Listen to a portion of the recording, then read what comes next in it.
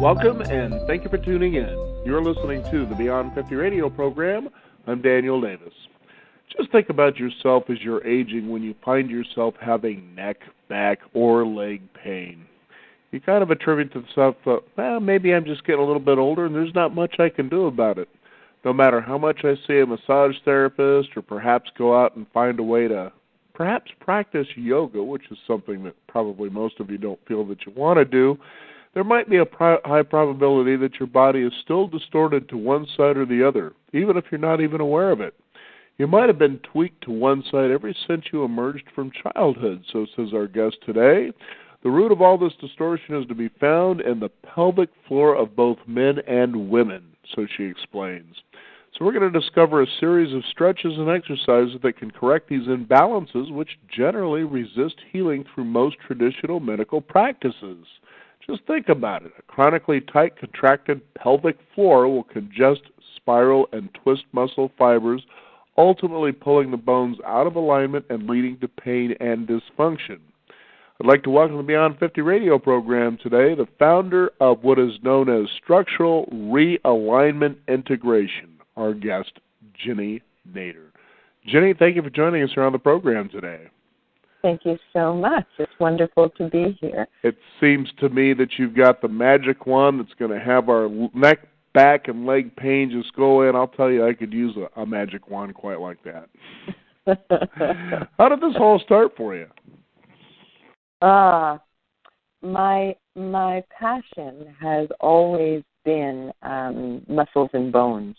Ever since a child, I have no idea how that evolved for me.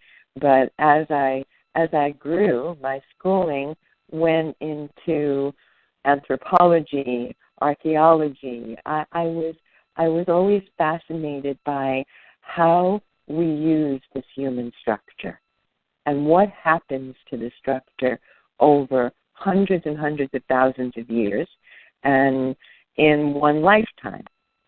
So it's been a journey of discovery about, wow, we live in this building because it is like a building, and like Legos, it can get out of balance, and then what happens to the body? So my schooling has taken me through lots of physiology and anatomy and looking at bodies and working with bodies. And I began by myself taking a lot of yoga, becoming a yoga teacher, studying in India, and really studying alignment. Now, here's something that I was intrigued by, but the more I thought about this, the more I realized how true this is, especially if people start paying attention to what we do. And that is that you say that as, you know, we're people with two legs, but most of us, if not all of us, stand on one leg and seem to use one leg more than the other. I mean, think about that. It's the same thing with our, hands and arms. If you're right-handed, you're going to tend to favor your right arm and use that much more than you would use your left arm. And I thought to myself, this is all starting to make a lot of sense. Yeah, and as I say, and which you so clearly said in your introduction, how we are literally tilted to one side more than the other. And we are two-legged beings. When we were four-legged, we fared a whole lot better in our spinal structure because we actually were able to use the upper limbs. When you watch a dog or a cat move, and you watch on those nature shows the cats, the tigers, the leopards, the jaguars that really run that fast, their front limbs are literally stretching out of the pelvic floor as their back limbs are. Or you look at a horse, and sometimes, you look at a racehorse and you say, wow, the back legs look like they're running backwards. And in actuality, the legs are literally extending out of the pelvic floor, and the front legs are extending out of the pelvic floor. So four-leggers are much more balanced. We actually, as the first step we take as a child, we favor one side more than the other, which makes perfect sense. You know, we can only go one way or the other. And a baby, a child taking their first steps, will fall a whole lot. And a pattern is developed of leaning over to one side. And not only that, but once this pattern develops, that's not the only pattern. In Western industrialized society, and this happened dramatically when I studied the anatomy over generations upon generations, at the Industrial Revolution, when we became a society that was standing and sitting at machinery, we literally collapsed our spine into our pelvis. We tucked the tail under, and the upper body literally fell into the pelvic floor. We were no longer agrarian. Other societies squat for their entire lifetime. I wonder how many people listening to this show right now can get up and say, oh, I'm just going to squat and land on my heels. So we lose the ability to use internal abdominal muscles that support the spine. And then we set up this whole barrage, really, of things that happen to us that shorten and twist us and cause us not to be able to stand on two legs. And when I look at elders who are in walkers, and in a day, if you're out walking around in the city, you're going to see elders in walkers. It would be unusual not to. And most of these people have not fallen and broken the hip or another bone. They just, over time, could not stand on two legs evenly. Hence the reason they need those front legs. The walker provides another pair of legs to walk. You know, and I know this is reversible, I'll tell you. Many years ago, we had a guest on our program, and he was pretty much paraplegic. Mm. And he decided at the age of, I believe it was 64 years old, I kind of want to change my lifestyle here. I want to have more movement, be more active than sitting here bound to a wheelchair. So he came across, and then from the information that he gained, he began drawing out and doing stretch exercises. And it was within the course of about 7 months, 8 months, that he began to find himself getting out of the wheelchair. And within about a year's time, he was able to walk. Then he started walking a little more, then a little more, and within, I think, 2 years, he ended up walking all the way across Canada. Huh? And, you got to imagine, this is when he was 64 years old when he started this.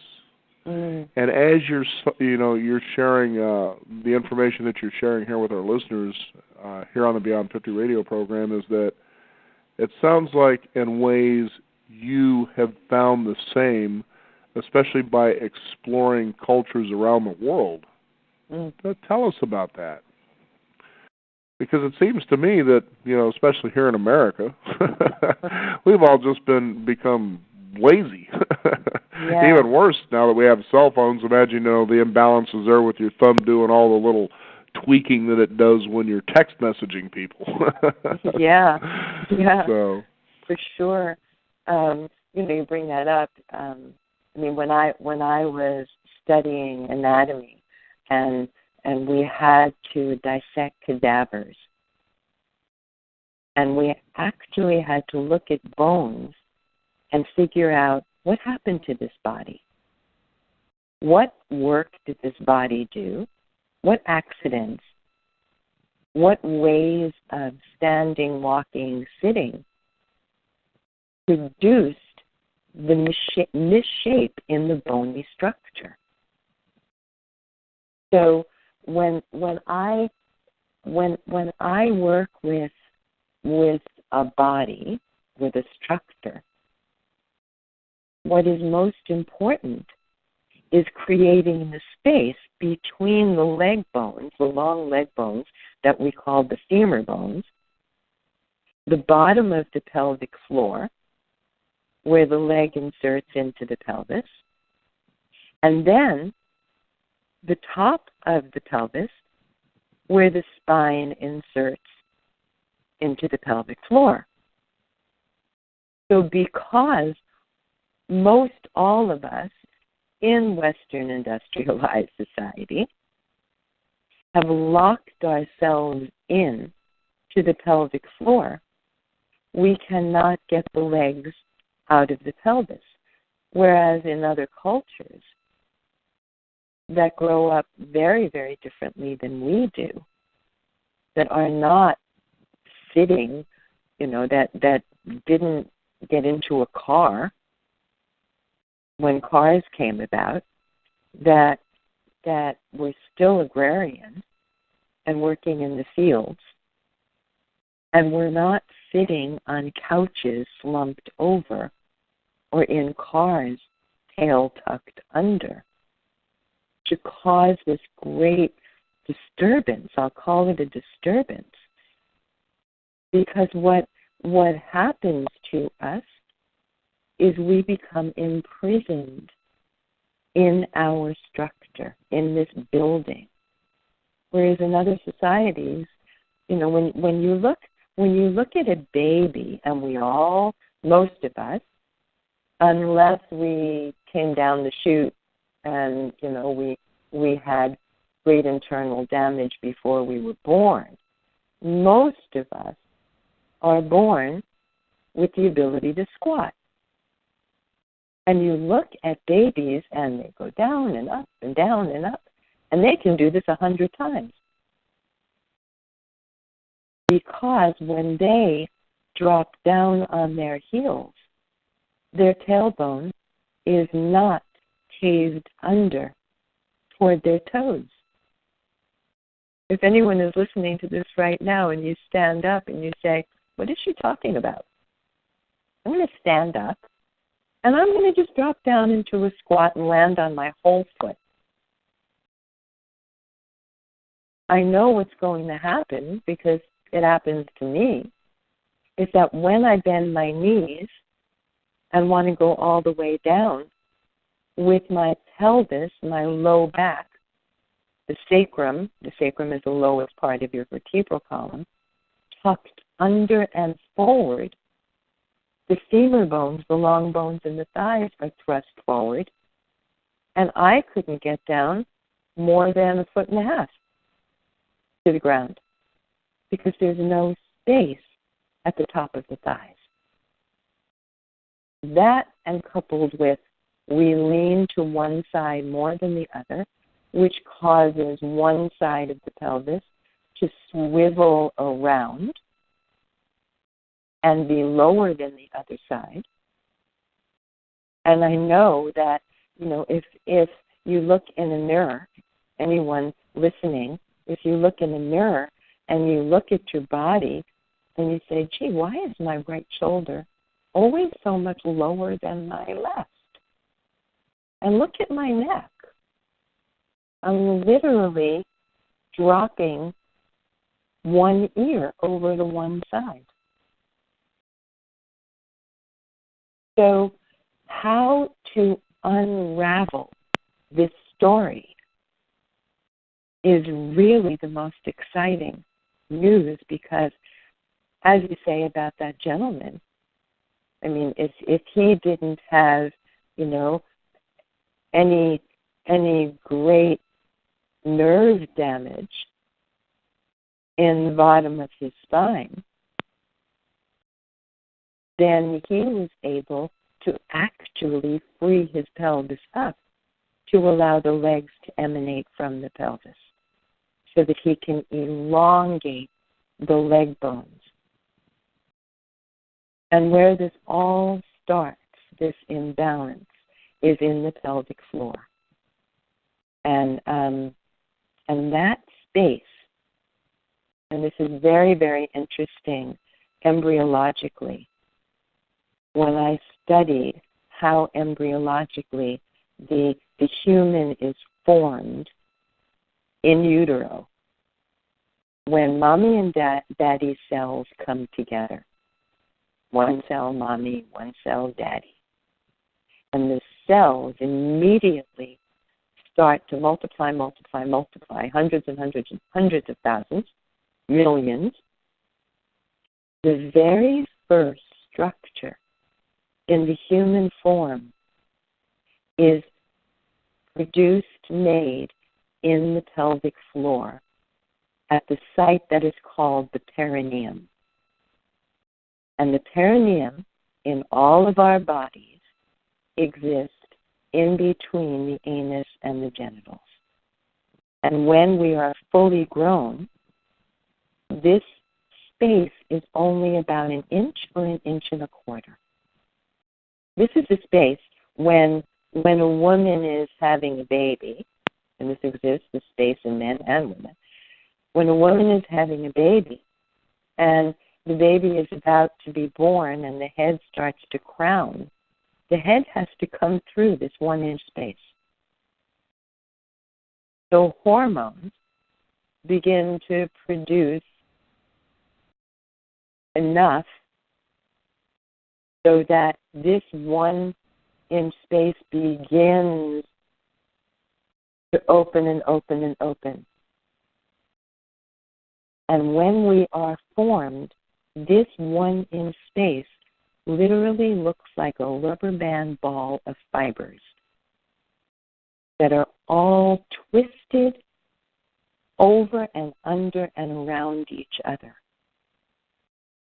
And this 1 inch space, which really I call the embryology of our consciousness, because when we were just a thought, and then actually now we are actually being formed when mom and dad cells came together. Why this book is called Spiritual Anatomy is because when the light, and we are made up of light, that's what we are. When we come in, our consciousness lands and becomes this space called the perineum, which is fascinating. And everything emerges out of the perineum. 28 days in utero, the limb buds pop out, the shoulders, the hips, the bones. Everything emerges from the perineum, the spine. But that's where I need to teach us all that the raveling takes place.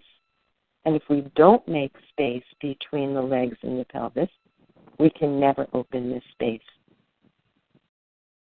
Well, and also, Ginny, it's pretty amazing what you've been describing here, because over the years, especially when I was in my 20s and I began to explore more of the Eastern spirituality and philosophy, what you're saying is so true, because they talked a lot about that area as almost being, or pretty much being, the spiritual center. It's the center of the body. It's, divides the top from the bottom half, and so it seemed there was a lot of focus on that.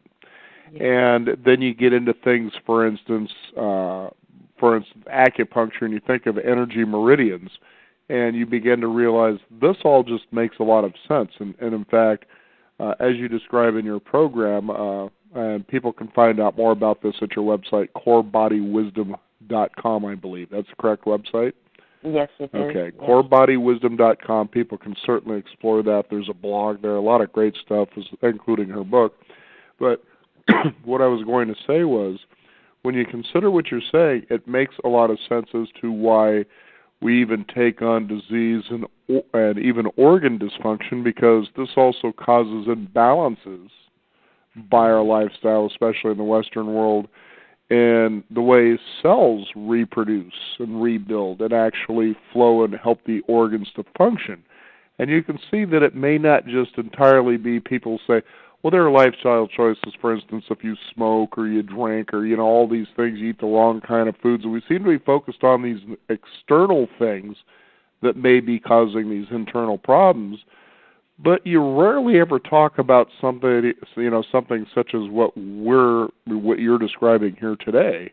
And you realize, if we hit that first, if we could correct this, or when we correct it, let's say, you'd really be amazed probably at the lifestyle choices you will begin to make. Think about that. It's like somebody who decides to start exercising, for instance.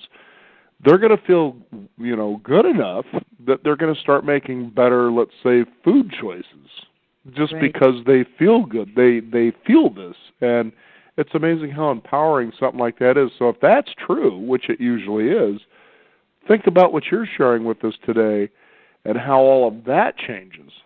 Right. Well, we're a light body. We're an energy body.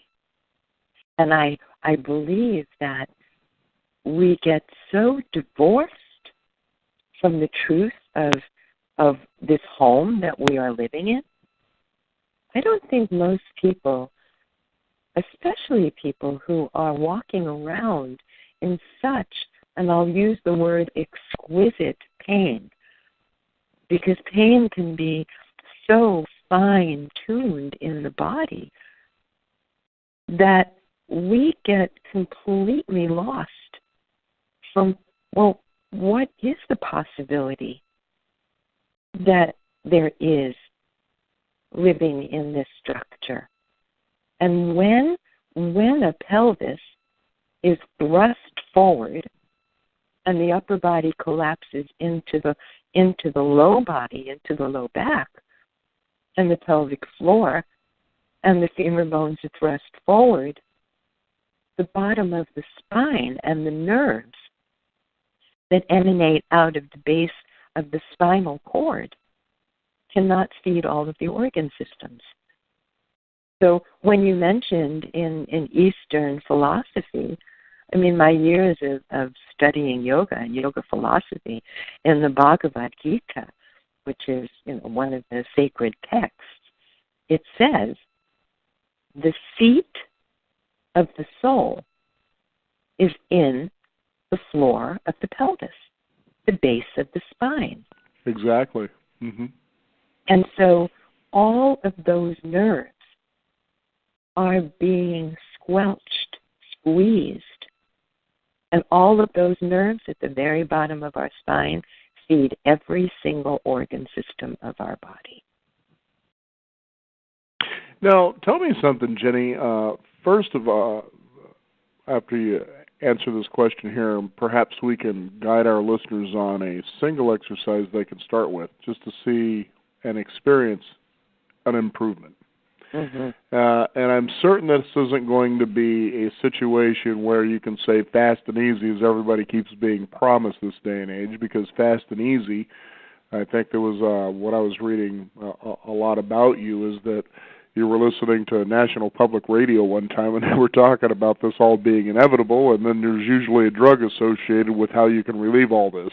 And the fact is your body's trying to say, look, you've been doing this for a while, now I'm starting to get achy and sore, and I think things need to change. But what I was going to ask you was, what would be, an ideal thing for people to consider starting with, a simple thing to start with today so they can experience, this change. We know it's not going to come fast and easy, but it'll come faster and easier if you just get started, that's for sure. That is for sure. And my experience has been that when space is made energy is released, and we can feel the changes happening. Not that it means that, like you say, it's not going to happen overnight. I mean, if we are in our 50s, 60s, 70s, 80s, it's a lot of years, yeah. Yeah. Mm-hmm. How many years of raveling muscle fibers over bones that are pulling our bones out of alignment. However, in a very short amount of time, we can begin to experience freedom so that the breath comes easier. And each and every one of us has to learn our personal anatomy. Right. Because how I used my body and got distorted is not how you used yours. So we all have, most of us have 2 arms, 2 legs. We have the same muscles lining on our bones. But mine are confused in different ways than yours. And so that's why I say it's vital to really know your own personal anatomy. And that is the way to the freedom. Right. So what I suggest that anyone listening to this right now, if you're sitting in a chair, it would be best to sit in a chair with a straight back and one that is not tilting your pelvis backwards. You know, like when you get into your car seat, you kind of just get in the car and you hang your low back into the back of the seat. And then what happens is the upper torso rounds, the shoulders round forward, and the head and the neck fall forward. So where you are seated right now on a pretty firm chair, I suggest that if you have your legs crossed, you uncross your legs. You have your lower leg bones, the shin bones, directly under the knees, and that you move your body forward to the very edge of the seat. So you're not sitting in the back of the chair at all. And once having done that, then you just sit there for a moment and close your eyes and feel if your anal muscles are contracting. Most likely. I mean, this space in the pelvic floor is our first space of feeling fear. It makes total sense if this is the space we were born into as an organism. So just notice if you're contracting muscles in your pelvic floor. And let your breath just slide all the way down internally, breathing through your nose if you can. And imagine the breath is like a river of light. And it's coming all the way down through the upper body, through the spine, all the way down, and it's falling into the bowl of the pelvis. And there are lots of wonderful pictures, over 150 pictures in this book to help guide. Your pelvis is shaped like a bowl. There are 2 pelvic bones. At the bottom is called the pubic symphysis, where bones come together at the base. And so it forms what looks like a bowl. So you're breathing down into the bowl, and as you breathe into this bowl, feel if you are seated more on one side than the other. Do you feel the weight more in the right butt or in the left?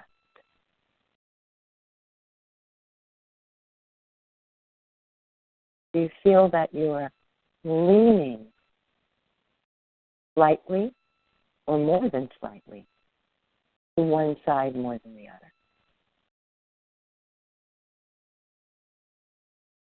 I mean, my old pattern, sitting here right now, without making any adjustments, I droop into my right side. When I'm working with people, I use a very serious anatomical term when I look at them. Oh, you're a right droopy or you're a left droopy. You can only go one way or the other.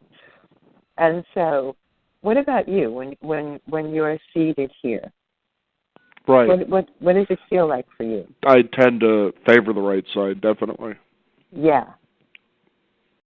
So, what to do about that? If I picture in the floor of the pelvis, and it will help when you see pictures, and if someone is listening and after the show they want to download an excerpt off the website, you can actually see beautiful, beautiful watercolor drawings of the perineum. Because I am such a visual person and I had to make some kind of visual map because this space is a total mystery. What's happening in this space? This little 1-inch space I liken to a clock face. So, right behind the genitals, where you're all seated right now, would be 12 o'clock, the top of the clock. And right in front of the anus would be 6 o'clock. And then, of course, in the right would be 3, and in the left would be 9. So you and I are right droopies, and our 3 o'clock now is falling down into the chair, down into my right butt. And if I exaggerate that feeling and I allow my upper torso to follow, like fast forward over years and years, what can actually happen here, I can feel my whole upper body as I'm sitting here, leaning, dropping, falling into this right side. And I'm actually allowing this to happen as I sit here. Like now I feel about 90 years old, and when I'm drooping and allowing my upper body to fall, I'm really not sitting on that left butt at all. And the fibers in this 1-inch little area and around the clock face, especially between 6, 5, and 4, are literally tucked way under, up into the middle of the perineum. So what I would like everyone to do, right where you are right now, whether you're a left droopy and you're hanging into the left side, or you're a right droopy, I'd like you to take your own hand, your fingertips, underneath. If you're a right droopy, you're going to take your hand under your right butt. And if you're a left, you're going to take your left hand under your left butt. And so I'm going to reach with my right fingers. I'm going to lean and lift my right butt up slightly, very slightly, a little tiny bit off the chair, so I can get my fingertips under. And if you're a left droopy, you're doing this with your left side. You're picking up the left butt. And I'm going to go under, way under, where the buttock meets the inner thigh, way, way, way underneath. And I'm going to take these fibers at the base of the butt, which are connected to that 1-inch space, which really internally feels like it's miles away from where my fingers are, but all of these fibers are connected. So I'll take these fibers, I'll take this muscle, tissue, and I'll literally stretch this tissue out of the midline, all the way out to my right side, and all the way back toward the back of the chair, and then I'll sit down again. And tell me what happened in your body.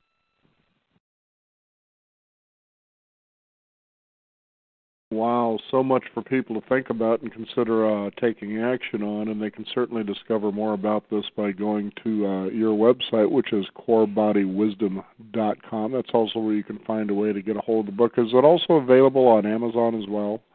Yes. Okay. It's available on Amazon for sure. Well, Ginny, we'd like to have you back on the program again. Unfortunately, we're just about out of time here, but it was really fascinating for you to bring this to light for our listeners here and realize they can be very empowered to rebuild their home, if you will.